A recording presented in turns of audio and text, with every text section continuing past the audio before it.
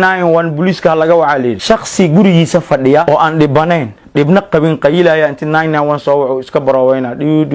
halo hay maxaan ku qabanaa markii la yiraahdo oo waa qabteene oo shaqeynaya dam muxuu qabtay muxuu soo wacay ma yaqaan nina ku soo wacay waa qaylaya markaas uu ku leeyahay hadaa wax qabanaysiin waxaan ninba mobile iga dhacay waxaan joogaa isgooska Manaboli guriga u dhawaaye hal yimaado saldhigiya la waca ambulance yarda isgooska Manaboli markii la istaago numberkii la waco cid qabanaysa male dhag numberkii ugu dhageysanaya bulshada Soomaaliyeed waxaan ka codsanaynaa numberka gaaban dhibaata loo soo waca markuu dib ku qabsado oo aad dib dareento waa 991 waxa sa haystar exactly position ka aad joogtana sheeg hal lagu yimaado hal lagu caawiyo ambulance waa la helaa 991 waxa tiraahdaa gabar iga foolanayso meeshaas deganahay hal ay caawiyo ambulance saldhiga joogta ama rugta 991 waxa ku xareysan ilaa 10 ambulance ayaga ku soo diraya iyadoo gaari waardiyeena daba socto ku imaana waa lagu soo qaada isbitaalka lagu keenaa laakiin 991 kiba ciyaaran ka dhiganay dad iska qaylaya ku soo wacay oo kule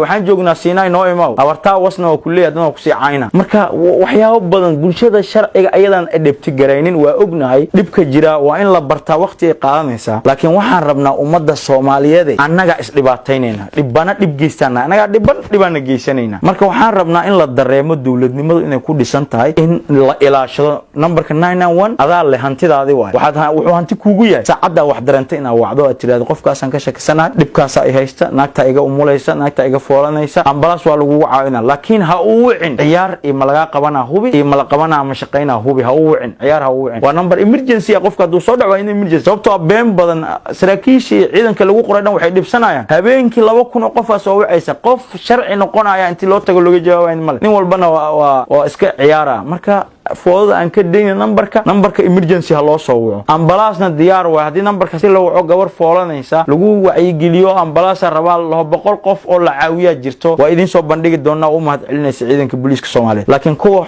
xuni waxaan leeyahay walaal ha ku fakirin inaad ummadda Soomaaliyeed dhibaatayso waxa sameeynaysan waa dhibaatada ummadda Soomaaliyeed u geysanayso ugu dambeyntii waxaan rabaa bulshada Soomaaliyeed inaan garano commentiga waxaan ku arkay qof leh lama gaarin waxaan goorman gaarayna hadii isweydii goorman sharcigan la hirgelina isweydii qof uu xumaan kara hal askari oo ku dhibaato hal sarkaal oo ku dhibaateyn kara laakiin ma jiro sarkaal kale dhibaato ku ogolaanay marka waa hadoo kan ku soo dulmiyay kan ooga dacwo asaga ka qabanaa insha Allah waana mahadsantiin